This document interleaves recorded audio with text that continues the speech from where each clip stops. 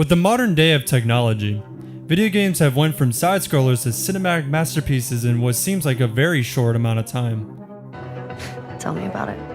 Whether swinging around the city as Spider-Man, riding around on a horse in Red Dead Redemption, or exploring the Nine Realms as Kratos in God of War, the world of video games has expanded dramatically and has become one of the best pieces of entertainment in the world.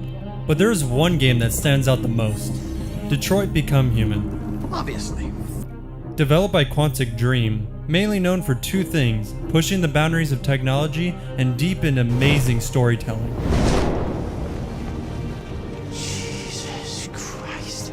When they set out on creating this game, they decided to make sure that this was their most ambitious game yet.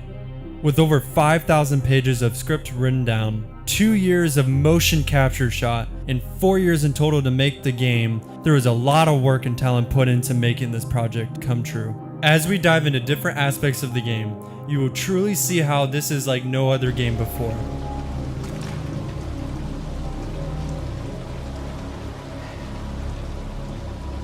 The technology behind this game is nothing short of complex, with multiple animators working on the project to make it look as real as possible. Using face scanning technology, facial tracking, and long hours of full animation, it took many hours of making these character models look almost lifelike when playing the game. To prepare a motion capture shoot, we first get together to look at the sets we need, the animations that we want to shoot, which ones need to be grouped together, or which ones need to be cut and shot at another time, so that we get the most out of the shooting day.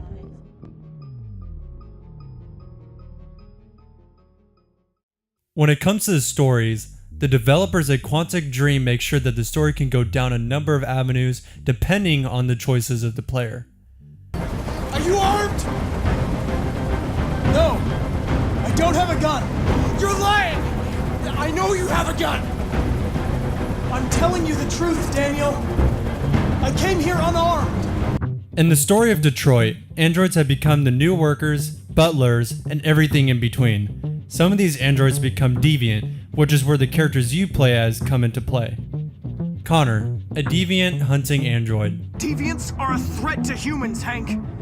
They're the reason this country's on the brink of civil war. They have to be stopped. Marcus, the leader of the deviants who only want to be treated as people. My name is Marcus, and just like you, I was a slave. An object. And Kara, a deviant who is struggling to keep her human child safe and protected while also on the run. Her father was beating her. When I saw what was happening, something snapped inside of me.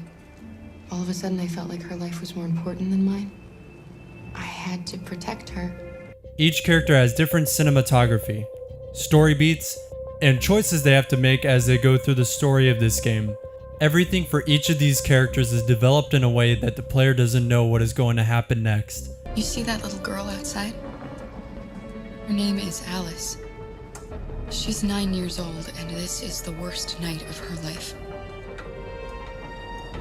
All I need is a few dollars so we can find a place for tonight. And I'm not leaving without that money.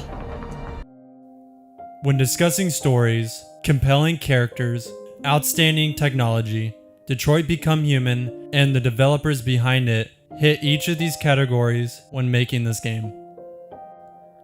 Not only is the game a sight to behold, it is a game that makes you feel, makes you happy,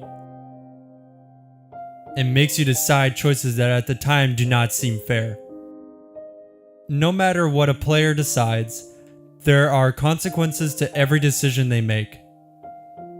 The game makes the player know what it is to become human.